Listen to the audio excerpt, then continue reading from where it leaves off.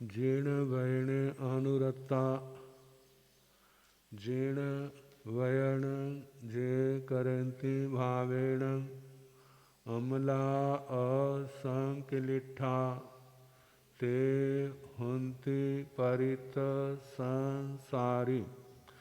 बोलिए भगवान महावीर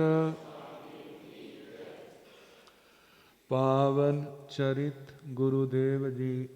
बंदो मन वच काय भव सागर को तरण में करो हमारी सहाय। जिन शासन जिन वाणी सदा जयवंत हो। श्रवण संग सदा अविचल मंगल हो। मुक्ति को प्राप्त श्रमण भगवान महावीर स्वामी उनकी परम पावन कल्याणी भागवती वाणी वाचक प्रमुख श्री इंदर भूति गौतमादि गणधर भगवंत युग प्रधानाचार्य परम पूज्य श्री सुधर्मा स्वामी जी महाराज उनकी परम पावन पाठ परंपरा वर्तमान आचार्य ध्यान योगी परम पूज्य श्री शिव मुनि जी महाराज एवं गुरुजन सबके पावन चरण सरोजों में मेरा अनंत अनंत बार वंदना नमस्कार। उपस्थित धर्म प्रेमी सज्जनों, माताओं तथा बहनों, 9 तत्वों में संबर तत्व और उसमें परिसहों का वर्णन। 4 परिसे भूख प्यास सर्दी गर्मी, इनका सीधा शरीर से क्या है संबंध है। भगवान ने वर्णन किया है तो उन्होंने सहे भी। भूख बेले से कम तपस्या नहीं की उन्होंने और उत्कृष्ट 6 महीने तक। और भगवान की जो तपस्या होती थी वह चुविहारी होती थी। पानी भी उसी समय लेते थे जब वो पारना करते थे। एक पारने का भी एक ही टाइम होता था और उससे पानी मिल गया तो ठीक, नहीं तो छुट्टी। गर्मियों में कितनी प्यास होगी,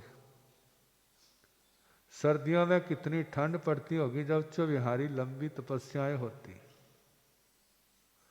तो भगवान ने भूख भी सही, प्यास भी सही, सर्दी भी सही और गर्मी भी सही।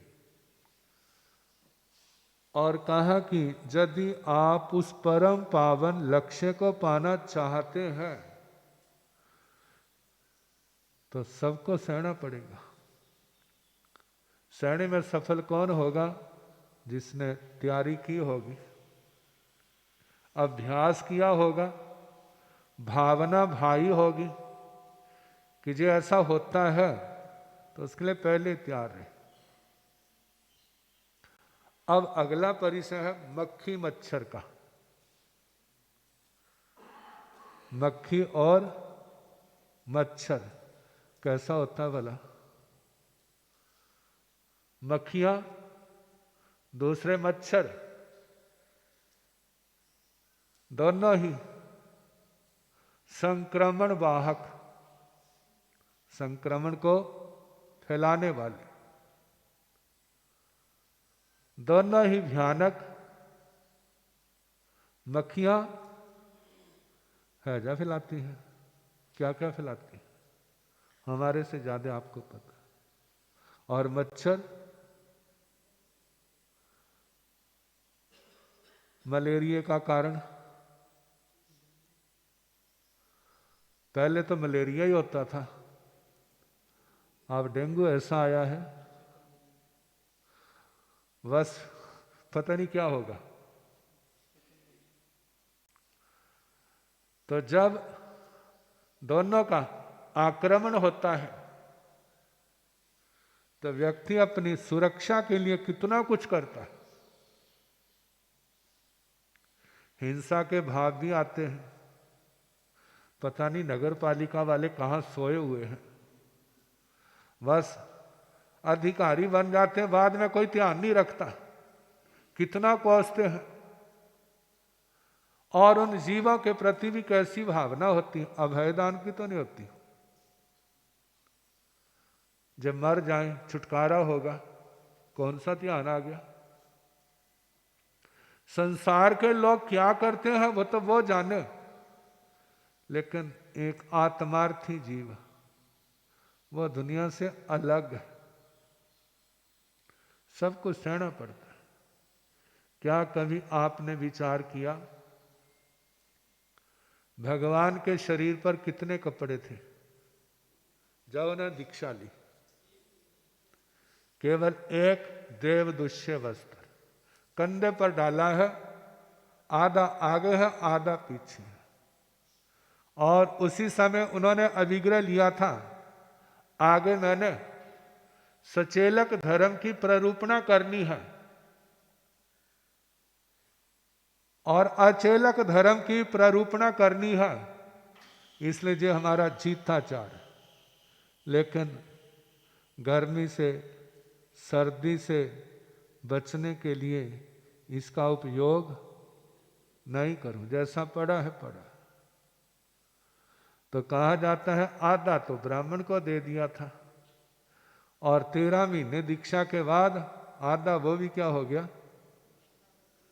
वो भी गिर गया। एक बार देखा फिर उठाया नहीं, आगे बढ़ गए। और उसके बाद शरीर पर कोई वस्त्र नहीं, जहां कहीं मक्खियों का स्थान है, जहां मच्छरों का स्थान है, भगवान तो ध्यान में खड़े हैं, जहां बैठे हैं पद्म आसन में, वहां मक्खी मच्छर के लिए रोक तो नहीं है। कभी प्रैक्टिकल करके देख लेना, हाथ ऐसे रख देना बाहर, समाई के समय सारा पता चल जाएगा। इतने थोड़े से भाग के ऊपर कितने मच्छर बैठ जाते हैं, और मच्छर भी कितने प्रकार के होते हैं। एक तो मच्छर खून ही पीते हैं और कुछ नहीं कहते। एक मच्छर ऐसे होते हैं जिसके बाद वो चला भी जाता है ना, तो कितनी जलन कितनी देर तक होती रहती है, और उसके बाद बीमारी का कारण भी बनते हैं। लेकिन साधना काल में इतना मच्छरों का प्रकोप, भगवान बीमार नहीं हुए। क्यों नहीं हुए? बीमार कौन होते ज्यादा? भूखे रहने वाले या खाने वाले? खाने वाले बीमार होते हैं ना। जो भूखे रहने वाला वो तो इतने बीमार नहीं होते। आप देख लो जिनके वर्षिता भोजन चल रहे होते हैं, बड़े अच्छे चल रहे हैं, कोई छोटी सी बात होती है ना, फिर उसके बाद सबसे ज्यादा जोर किसके ऊपर? बस व्रत खोल ले, क्या कर, तपस्या खोल ले। अब जिस समय तपस्या खुला आदि जा खोल ली, अब सिस्टम बदला हुआ है। पहले तो एक दिन छोड़ने के बाद खाना, जो मानो कम ज्यादा खाया भी जाता है ना, अगले दिन सारे एडजस्ट हो जाता है। अब तो एडजस्ट होने का तो मौका नहीं मिलता, अब तो रोज प्लस हो रहा है। जब प्लस होता है ना, अगर पेट खराब है मेरे घुटने दुखने लग पड़े, मेरे बदहजमी होने लग पड़ी, मेरे ऐसा होने लग पड़ा, कहते मारे को मंगली सुनाओ, क्या करो? ऐसा मंगल पाठ सुनाओ ठीक हो जाए। कहते सुनाया तो था, तुमने सुना ही नहीं। व्यक्ति प्रत्यक्ष लाभ को देखता। कहते जो भूख हमारी कितनी बीमारियों को खा जाती, लेकिन भूख लगने नहीं देते। अब वो डांस मच्छर का परिसर जब आता है, देखो वाला आप लोग समाय करके बैठते हैं ना, वैसे तो कैसे घूमेंगे वो आप जानते हैं, लेकिन जब देखे मच्छर बड़े हैं तो ऐसे कपड़ा ले लेंगे ना कि पुराने जमाने की शादी होती है लड़कियों की, सारा ही पैरों से घाघरे से ढका हुआ है और ऊपर से मोटा सा दुपट्टा है और उसमें वो भी का मुंह सारा ढका है और हाथ भी लगता है जैसे कपड़े चल रहे हों, बीच का तो कोई दिखाई देता नहीं है, तो ऐसे ढक करके बैठ जाएंगे। लेकिन मच्छर भी भागवान, आपने तो ध्यान लगाया ना, लेकिन वो भी भगवान को रास्ता मिल गया और क्या हो गया, उसने अपना इंजेक्शन लगा दिया। और जिस समय इंजेक्शन लगा दिया फिर भगवान किथे वाला, माला किथे, किसकी ओर ध्यान रहता है? मच्छर की ओर। कैसे ध्यान? कारण क्या?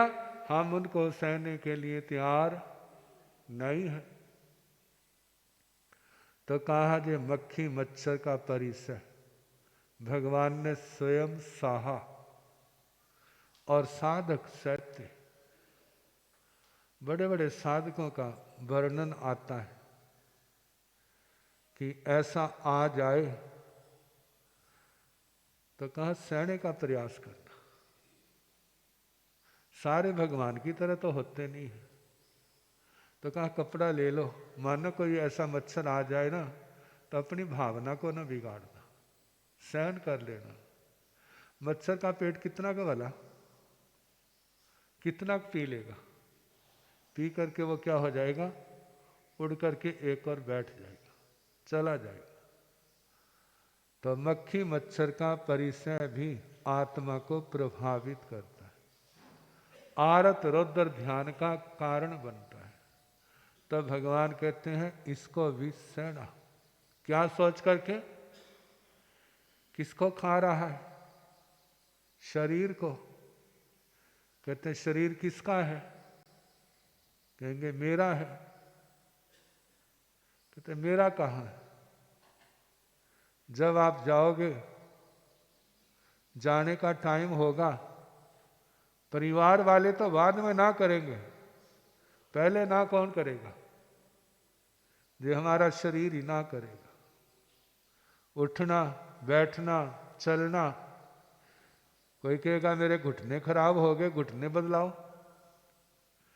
कोई कहेगा अब दिल में धड़कन बहुत हो रही है, पेन बहुत होती है, मेरा दिल का क्या कराओ। कितना कुछ इलाज है आज। तो कहा जब भी कमी आती है तो पहले ना कौन करता है? ये हमारा शरीर ही तो। जितना हम इसका ध्यान रखते हैं उतना, कम से कम ज्यादा नहीं तो उतना तो काम लेना ही चाहिए।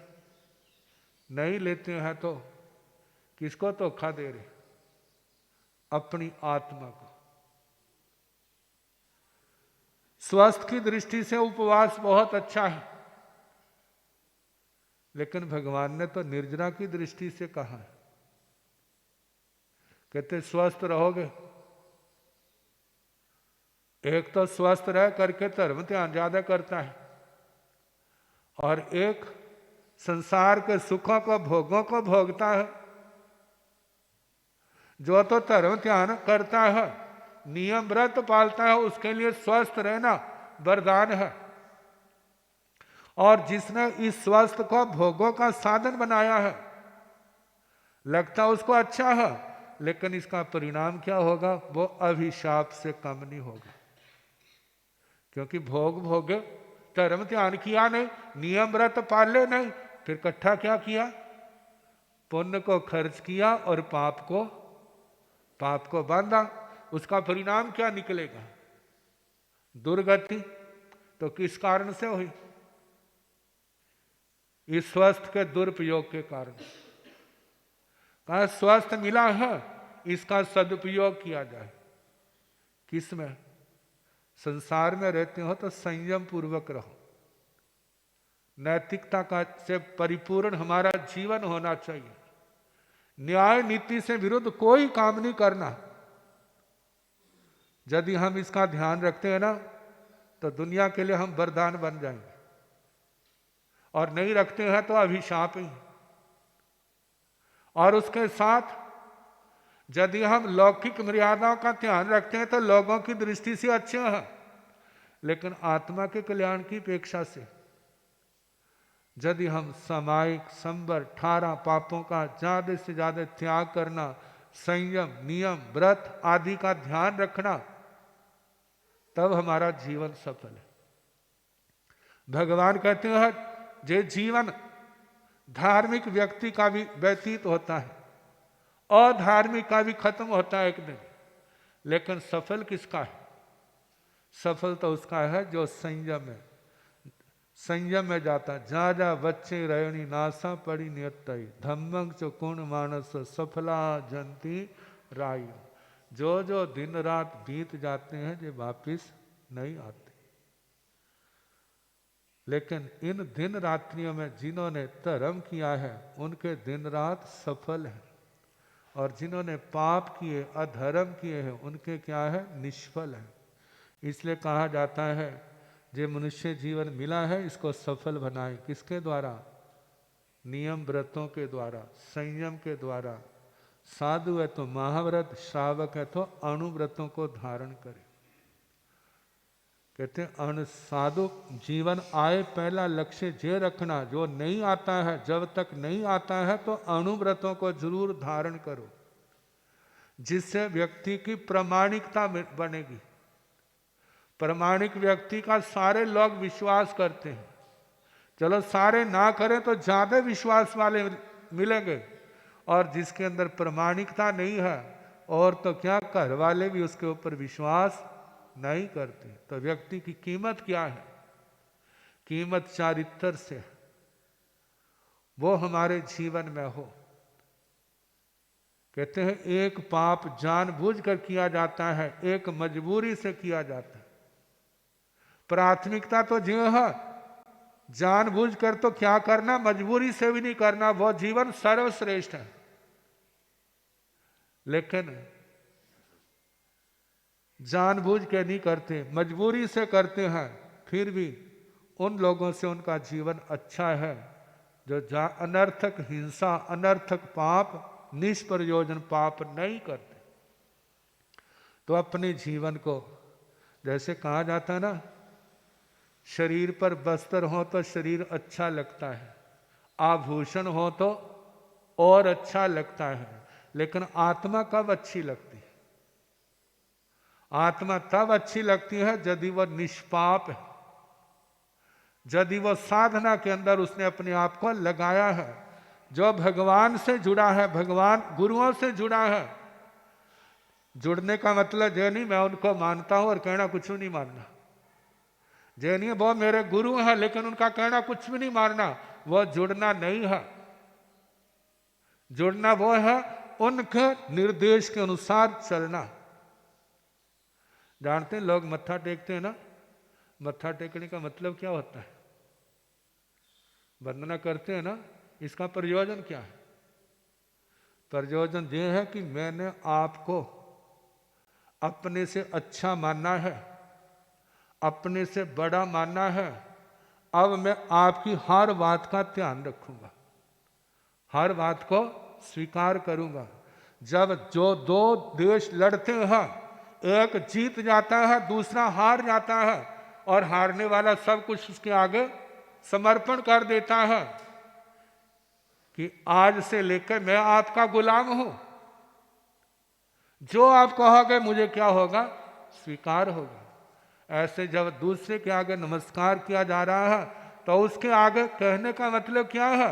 आज के बाद आपकी हर एक आज्ञा मेरे लिए क्या होगी? स्वीकार की। जो नहीं है, जो तो मेरे अनुसार होगी वो तो ठीक है, और जो मेरे अनुसार नहीं हुई तो तुम हमारे कुछ नहीं लगते, हम तुम्हारे कुछ नहीं लगते।